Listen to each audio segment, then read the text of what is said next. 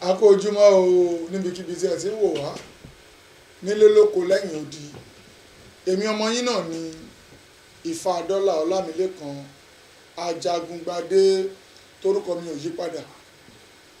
Gẹ́gẹ́ bí ẹ̀yin tẹ́ ti ń sọ fún mi lórí ìnáwó ṣíṣe bí báwo mo ṣe fẹ́ ṣe táṣìírí mi fẹ́ bò, mo fẹ́ pa màálù méjì, mo fẹ́ pa mẹ́ta, mo dẹ̀ fẹ́ ṣènáwó, mo fẹ́ káṣìírí mi bò, mi ò dẹ̀ fẹ́ jẹ gbèsè.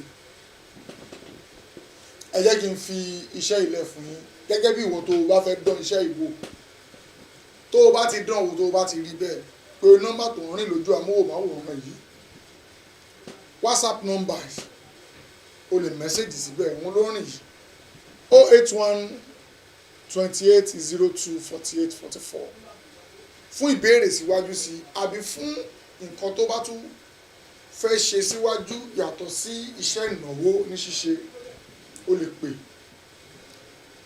O dẹ̀ lè pe hotline yìí 08130 ní 610395 gẹ́gẹ́ bí ẹ̀yin tẹ́ ti mọ̀ mí, tẹ́ ti bá mi fà lórí YouTube, lórí Facebook, lórí Instagram mi, lórí TikTok pé Ifá Dọ́là ẹ̀dẹ̀ fi oògùn ìnáwó lẹ̀ fún wa, ẹ jẹ́ kí n fògùn mú ilẹ̀ fún yín kí ẹ lọ dán wò. Ìwọ tó bá ti dán wò, tó bá ti bá bẹ́ẹ̀ pè mí, ẹ lọ wá ẹ̀kọ́ eléwé, ẹ̀kọ́ tó máa ń fi ewé pọ́n yẹn, ẹ wà tẹ́ ẹ bá ti rí, ẹ wá mú ẹ̀kọ́ nú ẹ̀, ẹ mú sẹ́gbẹ̀ẹ́ kan, ẹ ṣàdúrà sí ewé yẹn, ẹ̀yin náà mú ewé yẹn sẹ́gbẹ̀ẹ́ kan, ẹ wá bọ́ sí inú òkùnkùn níbi tí òkùnkùn ti kùn, tí òkùnkùn kùn gidi gan tí ẹ lè ríran ríra yín dáadáa. Ẹ wá mú ẹ̀kọ́ yẹn, ẹ ṣàn, ẹ jẹ, tẹ́ ẹ bá ti jẹ, ẹ ṣàdúrà bẹ́ẹ̀ ṣe ń jẹ́ pé àṣírí ẹ̀kọ́ kì í tú lójú ewé o. Ìnáwó tèmi lágbájá fẹ́ ṣe yìí, ìnáwó báyìí báyìí báyìí káṣí ni kó bò kí n rówó fi ṣe. Tẹ́ ẹ bá ti ṣe bẹ́ẹ̀, ẹ wá lọ mú ewé efinrin,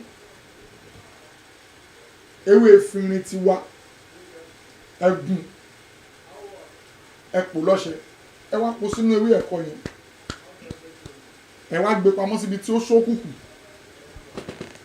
Tẹ́ ẹ bá ti fẹ́ wẹ̀ ẹ́, ẹ máa nawọ́ síbi tó ṣókùnkùn yẹn, ẹ máa gbé ewé yẹn bọ́ta ń bẹ̀, ẹ máa tú, ẹ bu ọṣẹ yẹn, bu sí kọ̀ọ̀kan, ẹ tún pọn padà, ẹ tún gbé pamọ́.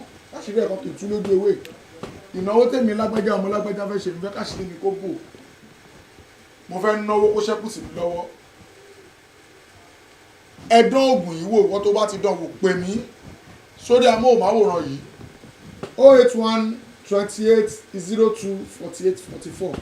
Ìwọ tó bá dẹ̀ fẹ́ hotline mi 081 30 610 395. Pè mí nílẹ̀ yìí ní lókè òkun ni mò ń ṣe home delivery. Tó bá fẹ́ ṣe wàá fi wé ẹ̀kọ́ ìránṣẹ́, aṣọṣẹ ìránṣẹ́ sí ẹ.